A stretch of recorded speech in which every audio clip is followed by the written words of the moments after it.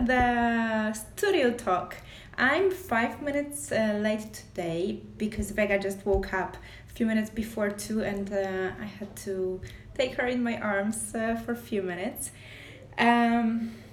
So this is episode 4 of the studio talks, and I will start introducing myself.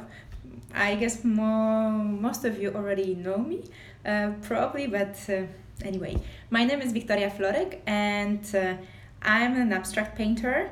I'm also a creative entrepreneur, an auditor, which is a strange combination, but that's the reality. I'm also a mom and a wife. Okay, we have people joining. Hi, hello, welcome to the studio talks. I was just introducing myself. So I'm also a wife and I live in Spain, close to Barcelona, but originally I'm from Poland. So in this studio talks, I'm going to talk about the behind the scenes of the studio, of my studio, and the structure that I have in mind is to walk you through what was going on in my studio during the last week, from the creative perspective, from the business perspective, and also from the growth perspective. And it will be from Wednesday till Tuesday, because we have the studio talks on Wednesday, and more or less that would be the week. So I hope it will be very useful for you, because I want it to be useful. And on top of that, I always want to have one topic additionally. And today we will talk about color. So let's start. What happened in the studio this week? So this week, one very important thing that you probably are already all aware of is the launch of the new collection, the Motherhood collection. So the 40 paintings that I created during the last 6 months is already live on the website. I released it on Monday, and I'm really happy because that is a very very important collection to me. And here I have the paintings that I want to show you, the close-ups. So those are the paintings which are size A4, and they are on 2 different types of paper. So one type of paper is like a flat canvas. I don't know if you can see the texture of it, but it's really like a canvas, and it has a beautiful gorgeous texture. And there are maybe 10 of these. I haven't counted actually, so I will show you another one. This one is I See You. Look how beautiful. And I will show you the texture. Maybe you can see the texture. Okay.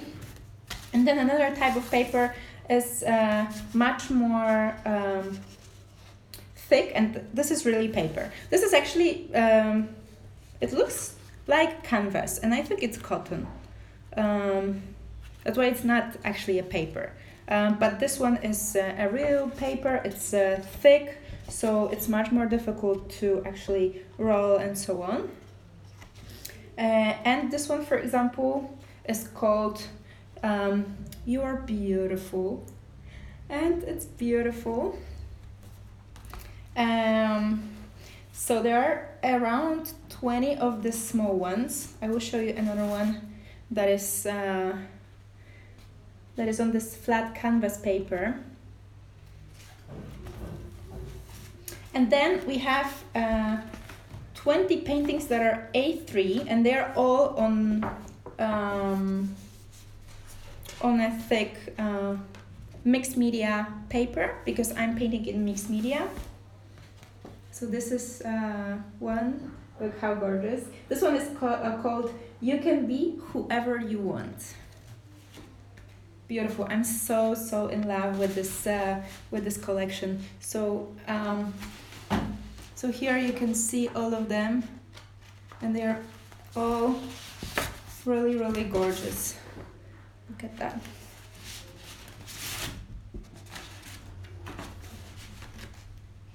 Look at that. They're so beautiful. And there's one new thing to in my studio, which are those wonderful, beautiful silk ribbons. They are hand dyed. I have them here. They have this beautiful also bag, and each painting will be wrapped with those beauties. They are so different. Look at them! Look at them! I'm really excited. I really love them. So the wrapping and unwrapping will be an extraordinary experience, in my opinion, because they are just, these ribbons are unique, and it's a perfect fit to the uniqueness and speciality of those paintings and of that collection.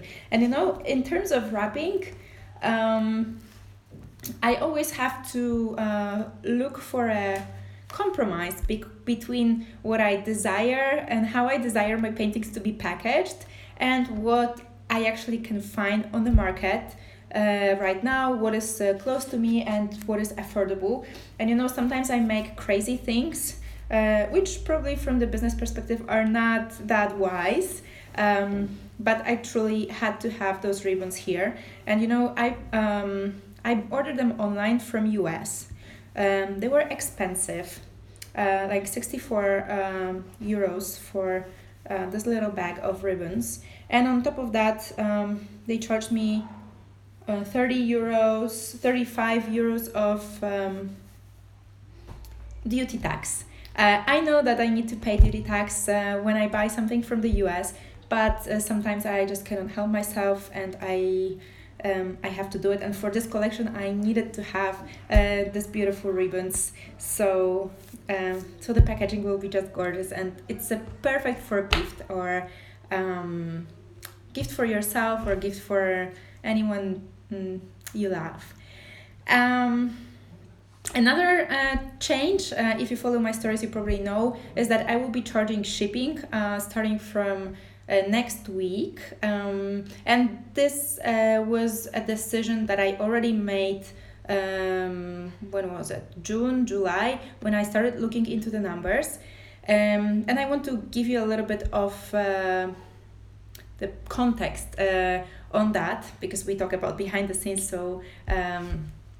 So I think that's an important aspect of my business. I was very happy and very proud to offer free shipping to all my clients. But then when I looked into the numbers, it turned out that the profit that I make on the paintings, especially on the small ones, is very small, because I have to pay the VAT, I have to pay the income tax, I have to pay the materials, I have to pay all other costs which are related to running a business, like social security, accountant, and so on. So yeah, that's the main reason why I need to charge that shipment. I wish I could offer it still for free, but the reality of selling paintings is that you can make the profit only one time, and it's very time consuming also to create those paintings, because I've been creating this collection for the past 6 months, and there are 40 paintings. I only make profit when selling those 40 paintings. So yes, I need to charge that shipment, and I hope that my collectors won't mind that. What else? I'm also much more conscious and deliberate with the branding. especially for this collection. And apart from those beautiful ribbons, I will show them again because they're so beautiful. I also ordered a special new business cards and special new thank you cards. Oh, hello, Meg. I have here my favorite client. um, so so the branding, the packaging, the wrapping will be really, really gorgeous. And I actually cannot wait for those business cards and thank you cards to come. And also I ordered stickers with the images of this collection. So it will be really beautiful. I forgot to tell you that I have here, of course, my coffee, and I invite you to take your coffee as well. I will take a sip now. Okay, so what else was happening in the studio this week? So I will, as always, I will show you my calendar, my planner.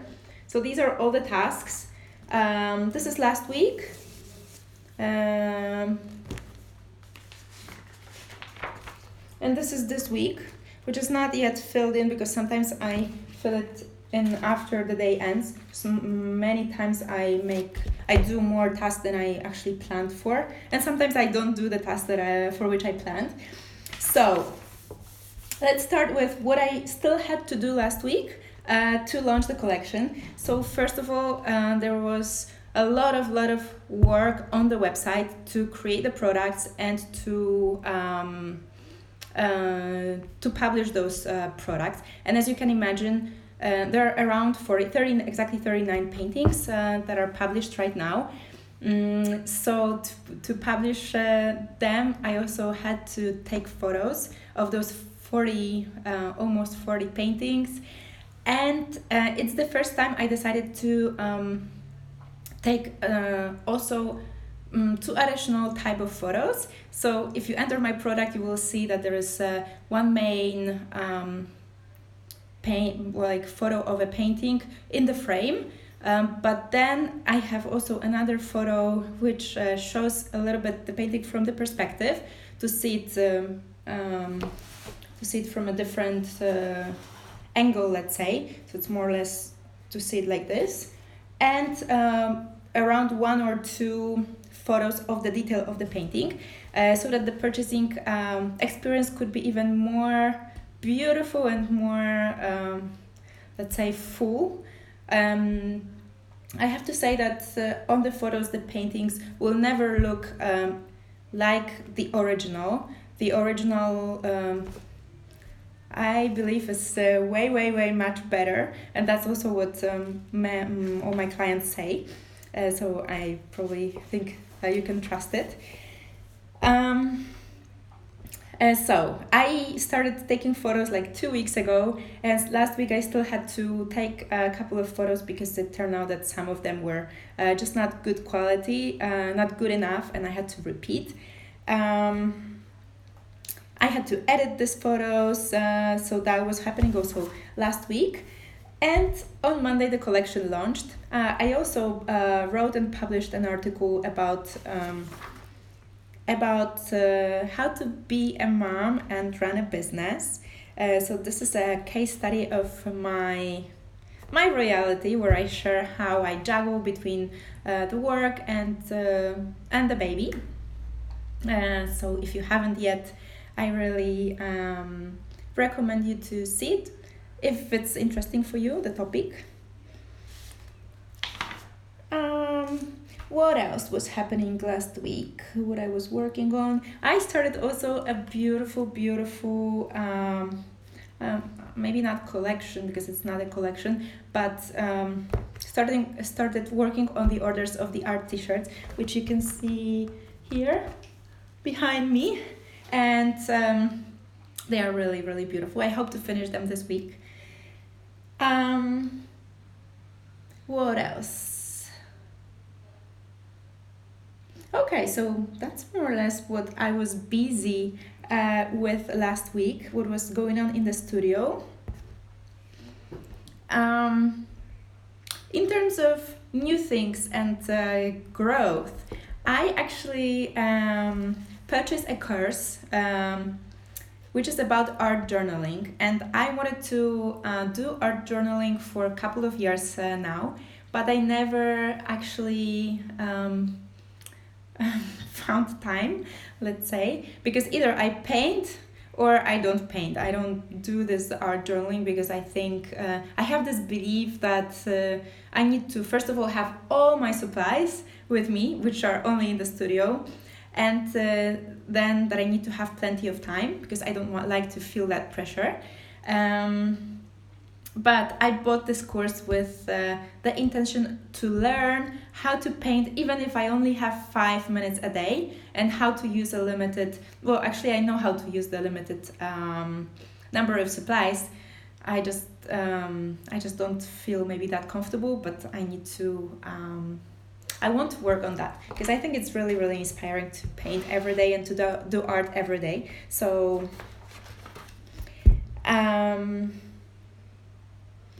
yeah, I think that's all that was going on in the studio. I promised you that we will talk about color today and how I use color. And color is probably, I think, in my opinion, the most important part of my painting and the most powerful part of my painting. And I will divide this into 2 parts. So the first part will be how I used to use color in the past and how I use color now, because it changed a lot. You can also probably see a little bit the change. But it's, starting from the beginning. At the beginning, when I started painting, I was using color in a very intuitive way. I had no clue about color. I didn't have any knowledge about it. I was just using and applying color the way I felt it. And this is both my strength and it was also a little bit my weakness, because if I was in the flow, it was very easy and natural, and I was just grabbing the paints and mixing them, and it was working perfectly. The minus of that was that if I was not in the flow, then I really had no clue what to do. And that's a really strange thing. And I was many times blocked and couldn't really move forward. And the colors I usually use or I love the most are fluorescent pink. You can probably notice on many of my paintings. Then I use a lot of blues and many shades of blues and aquas and turquoise and teal. And I recently maybe 2 years ago, started using a lot of gray color. The gray kind of calms a little bit my paintings.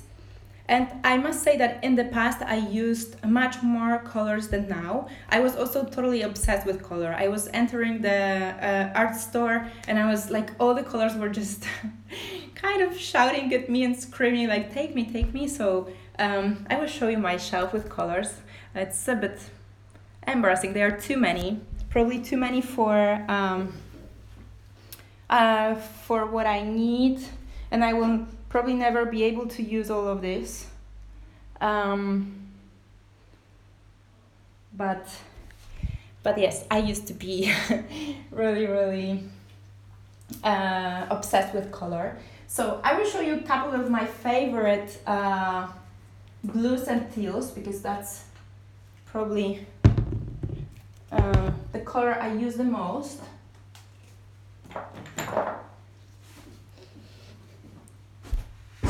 So we have here this type of blue that is a dark blue. Then I have ultramarine blue in different forms. This one is liquid, then I have more thick. Then I have this green. Oh, this one is so beautiful. I don't use it that often anymore, though. Look at this color. I don't know if you can see it. This one is very beautiful. And those two. Light ultramarine blue. This one is gorgeous as well. I cannot show you the pink because I just ran out of it.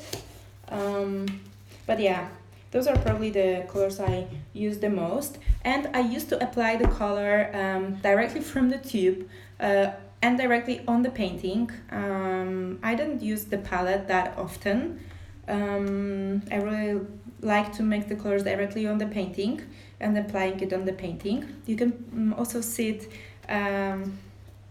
in the last story from my art journaling. So what changed?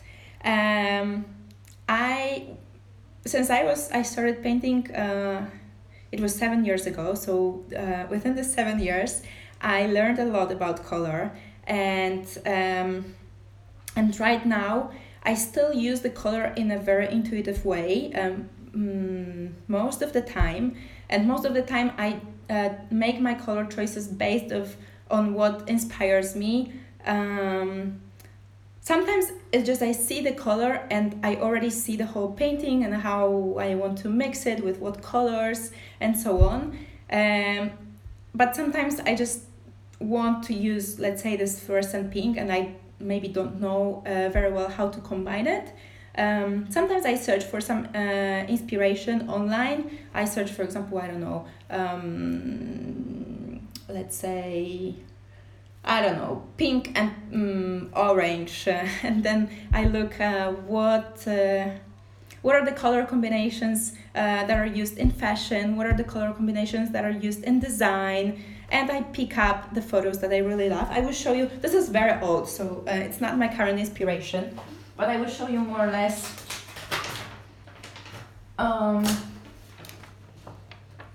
the type of research. So here are pinks and blues and some oranges. So as you can see, photos from fashion. Here I have an interior. Here I have some makeups, even hair. Look how gorgeous is that.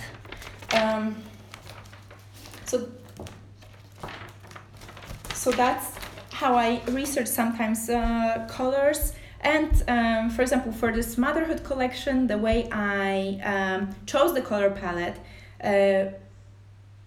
it was very natural, because those were the colors that I mostly picked up for Vega's room when I was furnishing it and when I was buying her clothes.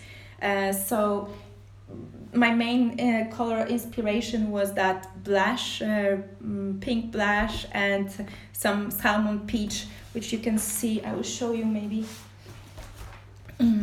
this one and this. This was the color that I wanted to use. Then I have, wait a second. I have this, which is Pantone, and here I have, look, plenty of different color cards. So when I was preparing for my motherhood collection, I used those cards and I picked those five. Those five. So they were basically the colors that I guided myself during this collection. And what I do right now when I feel stuck. So I almost always have at least one color that I want to use. And right now I try to work only with two colors and then different values of this color. I will talk about the values probably in a different studio talk, because it's a different topic. And I work a lot with a color wheel. I don't know if you are aware or knowledgeable about color wheel. This was a big discovery for me, because really when I started painting I had no clue about color. So the way I work right now, let's say I have these oranges here, which are probably very close to the colors I used, especially this one, maybe this one. here in red. Those are the colors that I was using for the motherhood collection. So I look here. These are the related colors, and then those are the complementary colors. So the complementary colors usually create a big contrast, which isn't very exciting. It's a very exciting touch to the painting. And the way I use it to create that interesting and exciting contrast, so there are two very important things. First, I use a lot of one color. So for me, in the motherhood were those, and then a little bit of this. And I will give you an example.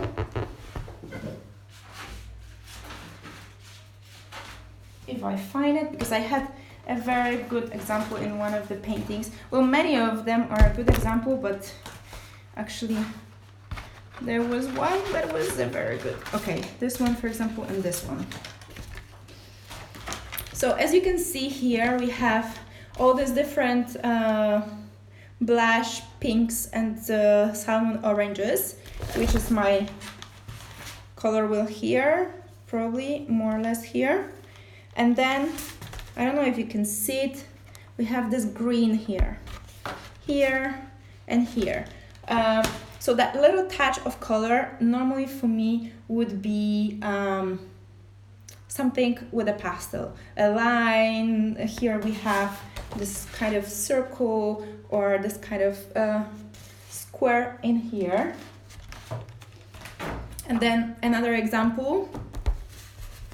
So if we look at the color wheel, we have here those pinks, blushes, salmons, and then I have here my blue-green color. Here there's green, blue-green color, and we have here this blue marks with a pastel. Well, this is actually chalk, not a pastel.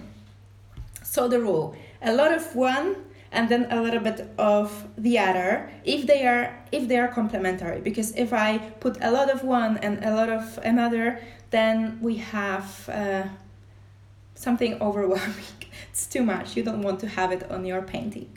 And the second rule, which is very, very important and which I use right now almost with all paintings, and this works very, very well and creates amazingly exciting paintings, in my opinion, is to, if I use, for example, this red or pink, together with those blues and greens, I would always choose one color that is very light and pale with lots of white, and the other strong and vivid. So here again the example, we have this light tones here, and then the strong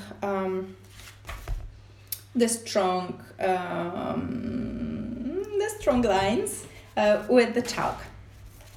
So having that in mind, you can beautifully work with the color. I will repeat again those two rules. So first of all, a lot of one color and a little bit of another color. And then the second rule is to have one color in a very light shades, light values, and then the other color it can be much stronger and vivid, and this will create an exciting painting. So that's how I use color right now. I hope it was useful. I don't know if you have any questions, or is there anything you want me to explain? Is it clear? Let me know. We have 2 people at the moment watching. If you don't have any questions, so I will be ending this live. I will post this live on the blog probably next week, and also the other 2 lives that were last week and 2 weeks ago. So If you didn't manage to watch it all, or you're watching a replay, or didn't manage to watch a replay, you will be able to watch it on the blog. So, no questions. Have a beautiful day then, and bye bye.